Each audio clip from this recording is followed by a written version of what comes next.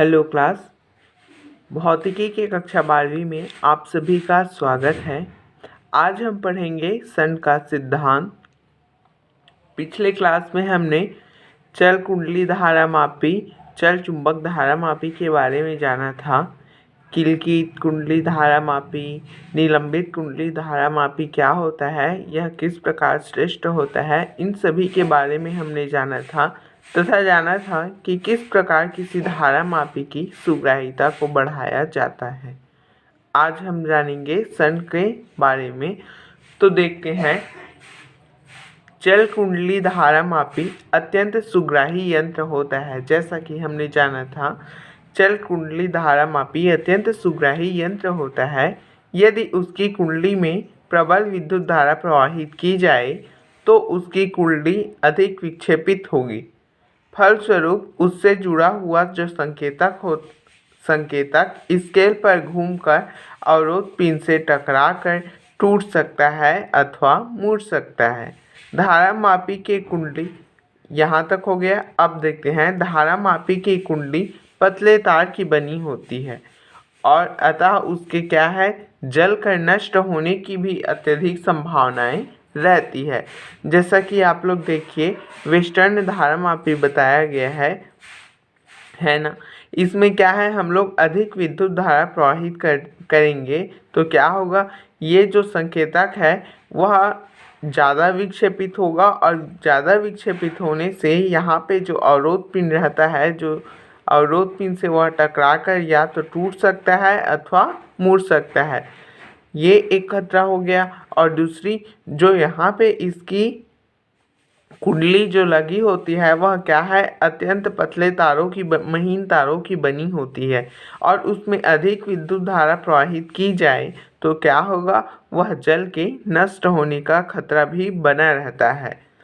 तो धारामापी में होने वाली इन संभावित त्रुटियों के सुरक्षा के लिए धारामापी की कुंडली के साथ समांतर क्रम में कम प्रतिरोध का तार संयोजित कर दिया जाता है, जिसे पार्श्ववाही या शंट कहते हैं।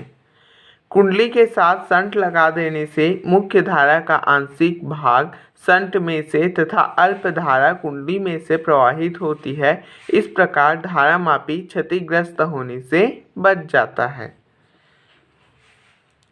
तो हमने जाना शंट क्या है।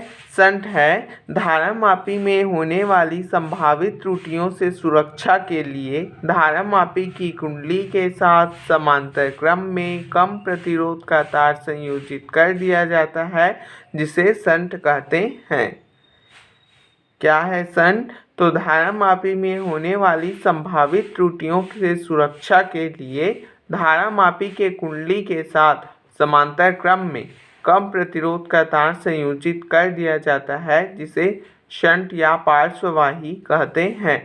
शंट लगाने से क्या फ़ायदा होता है? शंट लगाने से फ़ायदा होता है कि कुंडली के साथ शंट लगा देने से जो मुख्य धारा है उसका अधिकांश भाग क्या है, इस शंट में से प्रवाहित हो जाता है तथा अल्प भाग इस धारामापी से प्रवाहित होता है, जिससे क्या है, धारामापी क्षतिग्रस्त होने से बच जाती है। देखिए, ये जी क्या है चित्र में, जी क्या है, धारामापी है और धारामापी में ये को त्रुटियों से क्षतियों से बचाने के लिए इसके साथ एक अल्प प्रतिरोध का है ना, एक शंट प्रतिरोध लगा देते हैं, जिसे क्या कहते हैं, एक शंट कहते हैं। देखिए, इस धारामापी के साथ इसे कैसा लगाया गया है, समांतर क्रम में लगाया गया है। तो प्रश्न पूछा जाता है कि शंट का प्रयोग धारामापी में कैसे किया जाता है। तो आपको जवाब देना है कि शंट का प्रयोग धारामापी में समांतर क्रम में किया जाता है। ठीक, तो जैसे यहाँ शंट समांतर क्रम में लगाया गया है, जो आई धारा आ रही है उसका अधिकांश भाग आई एस और आई जी दो भागों में यहाँ से धारा क्या है, जंक्शन पे डिवाइड हो जाती है और आई एस जो धारा है वह शंट से होकर बहती है और आई जी धारा जो है वह गैल्वेनोमीटर धारामापी से होके बहने लगती है। इस प्रकार क्या है, क्षति होने से सुरक्षा प्राप्ति हो जाती है। अब शंट के सिद्धांत में देखते हैं, इसका कुछ व्यंजक है। ठीक, देखिए परिपथ का हम लोग चित्र बना दिए हैं। इसमें धारामापी जी के साथ क्या है, शंट जो है समांतर क्रम में लगा हुआ है। आई धारा का आई जी भाग क्या है, धारामापी में प्रवाहित होता है तथा इस मुख्य धारा आई का आई एस स्वभाग शंट में से होकर प्रवाहित हो रहा है। ठीक, तो हमने इसे यहाँ पे वर्णन किया है। मान लो धारामापी की कुंडली का प्रतिरोध G है तथा शंट का प्रतिरोध S है। परिपथ में प्रवाहित होने वाली मुख्य धारा का मान I है ना, I है तथा इसका IG भाग धारामापी में तथा IS भाग शंट में प्रवाहित होता है। तब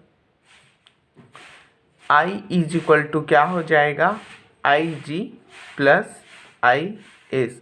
ये हो गया हमारा इक्वेशन नंबर 1। अब देखते हैं ओम के नियम से धारामापी में उत्पन्न विभवांतर बराबर होगा शंट में उत्पन्न विभवांतर। ठीक, तो हम लोग लिखेंगे ओम के नियम अनुसार धारामापी में उत्पन्न विभवांतर ज्ञात करेंगे, है ना। तो ओम के नियम से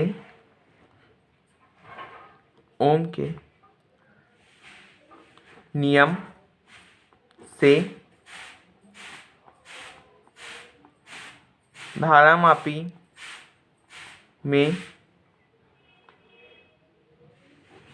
उत्पन्न विभवांतर कितना हो जाएगा, विभवांतर इज इक्वल टू कितना होता है, प्रवाहित धारा, तो धारा पर कितना प्रवाहित हो रहा है, आई जी धारा प्रवाहित हो रहा है, गुणित प्रतिरोध जी। इसी प्रकार क्या है, शंट में उत्पन्न विभवांतर,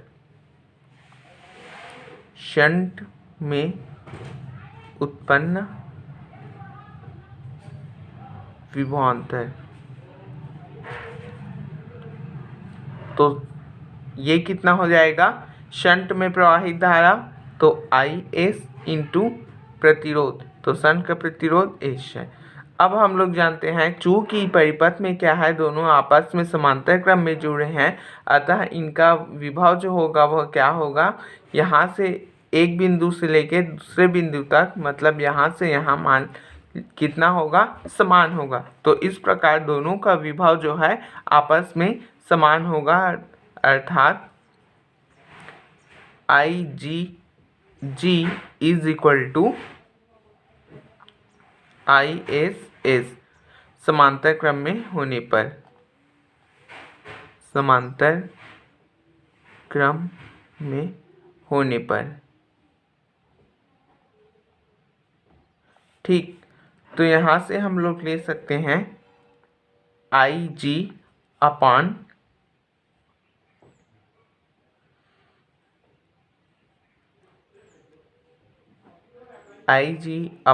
या फिर ऐसे भी ले सकते हैं I G upon I S is equal to S upon G. ठीक, यहाँ तक सभी को क्लियर है, या इसको जैसा बुक में दिया है वैसे भी ले सकते हैं, इसको पलट सकते हैं, I S upon I G is equal to G upon S, ऐसे भी लिख सकते हैं। ठीक, तो इस प्रकार हम लोग निष्कर्ष निकाल सकते हैं। देखिए यहाँ पे क्या है, जो शंट में प्रवाहित धारा है वह उसमें उसके प्रतिरोध के व्युत्क्रमानुपाती है, और धारामापी में जो प्रवाहित धारा है आई जी वह भी क्या है, धारामापी के प्रतिरोध के व्युत्क्रमानुपाती है। इस प्रकार हम लोग यहाँ पे निष्कर्ष निकाल सकते हैं कि शंट और धारामापी में प्रवाहित होने वाली धाराएं क्या है, उनके प्रतिरोधों के व्युत्क्रमानुपाती होती है। तो हम लोग लिखेंगे शंट में प्रवाहित होने वाली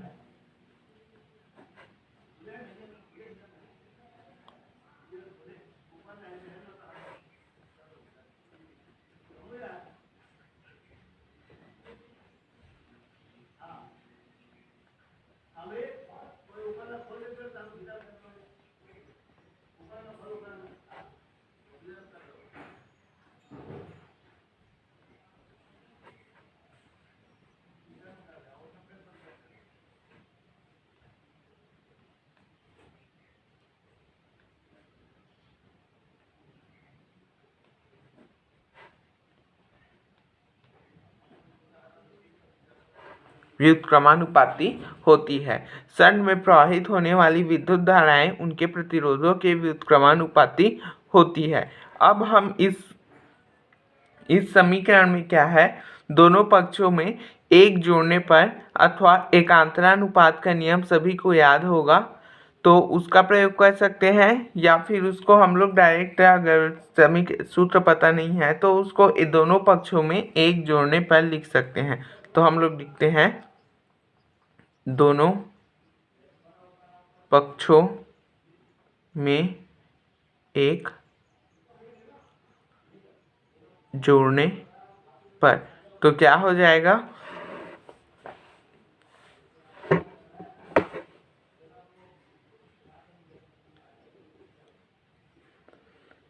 IS upon IG plus 1 is equal to G upon S plus 1। ठीक, तो दोनों का क्या है, एलसीएम निकाल लेंगे, तो ये हो जाएगा IS plus IG upon IG is equal to G plus S upon S। तो देखिए ये क्या है, समीकरण 1। देखिए समीकरण 1 में I कुल धारा है, कुल धारा बराबर धारामापी में प्रवाहित धारा प्लस शंट में प्रवाहित धारा। तो यहाँ पे समीकरण के 1 से क्या है, लिख सकते हैं I upon IG is equal to G plus S upon S। यहाँ तक सभी को क्लियर है। अगर हम लोग धारामापी में प्रवाहित धारा का मान जानना चाहे, अर्थात IG का मान निकालना चाहे, तो इसे इधर पक्षांतर कर देंगे, तो इस प्रकार आ जाएगा IG इज इक्वल टू, ये इधर SI upon G plus S। इस प्रकार से ये क्या है, धारामापी में प्रवाहित होने वाली धारा है। समीकरण की सहायता से धारामापी में प्रवाहित धारा को ज्ञात किया जा सकता है। देखिए इस समीकरण की सहायता से क्या है, IG का मान ज्ञात किया जा सकता है। इसको लेते हैं हम लोग समीकरण नंबर 3। ठीक, अब हम लोग देखते हैं समीकरण 3 को हम लोग इस प्रकार से लिख सकते हैं I upon IG is equal to,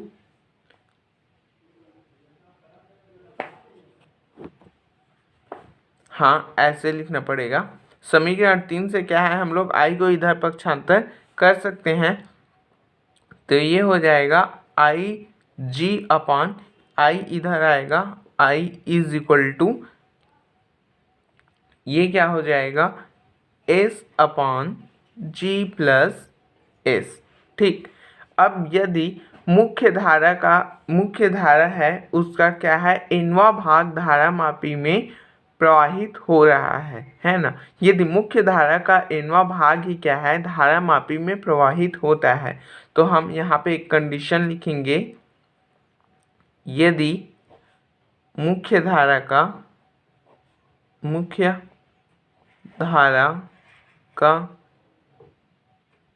nवां भाग धारामापी में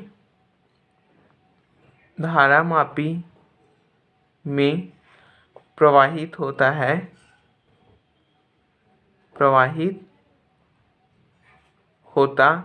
है, तो इस स्थिति में क्या होगा, IG upon I is equal to 1 upon n।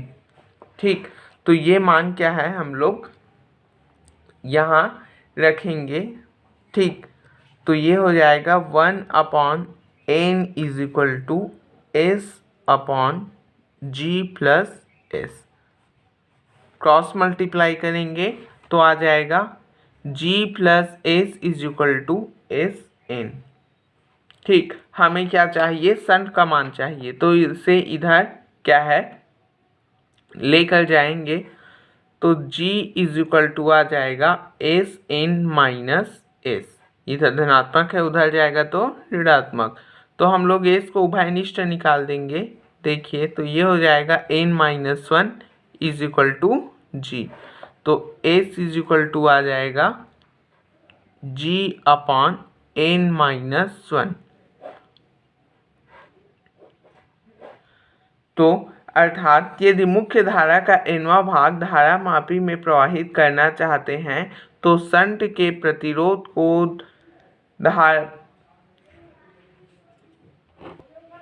को इस धारा मापी के n-1वां भाग होना चाहिए। यही शंट का सिद्धांत है। क्या है शंट का सिद्धांत?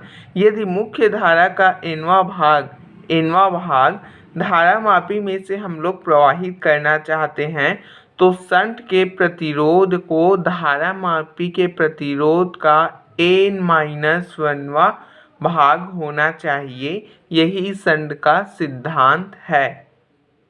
ठीक, उदाहरण के लिए देखते हैं। देखिए उदाहरण, मान लो धारा मापी का प्रतिरोध 50 ओम है। उसमें से हम मुख्य धारा का 10वें भाग को ही प्रवाहित करना चाहते हैं। तब शंट का प्रतिरोध को G/n-1 इस फॉर्मूले के अनुसार 50/10-1 = 5.55 ओम होना चाहिए। यही क्या है? शंट का सिद्धांत है। अब देखते हैं शंट से लाभ क्या होता है।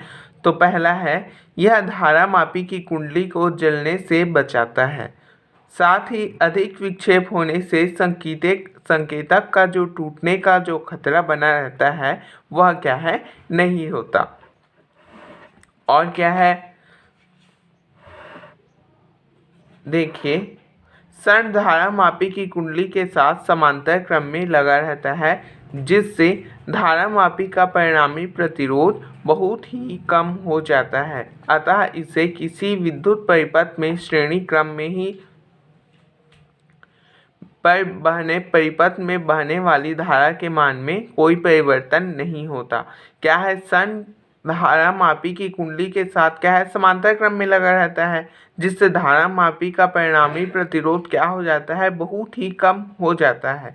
अतः इसके कारण क्या है? जो परिपथ में जो श्रेणी क्रम में जो धारा बह रही है उसके मान में कुछ भी परिवर्तन नहीं होता, और अगर होता भी है तो बहुत ही कम, माइनर होता है। ठीक, और है, शंट का उपयोग करके धारा मापी के परास को भी बढ़ाया जा सकता है। उदाहरण के लिए मान लो धारा मापी में 1 एम्पीयर की धारा प्रवाहित करने में उसमें पूर्णतः पैमाना विक्षेप देता है। मान लो 1 एम्पीयर की धारा प्रवाहित कर रहे हैं तो 1 एम्पीयर के विक्षेप में धारा मापी पूर्णतः क्या है? विक्षेपित होकर फुल अपना रेंज प्रदर्शित कर दिया, मतलब उससे ज़्यादा का और वह मापन नहीं कर सकता है।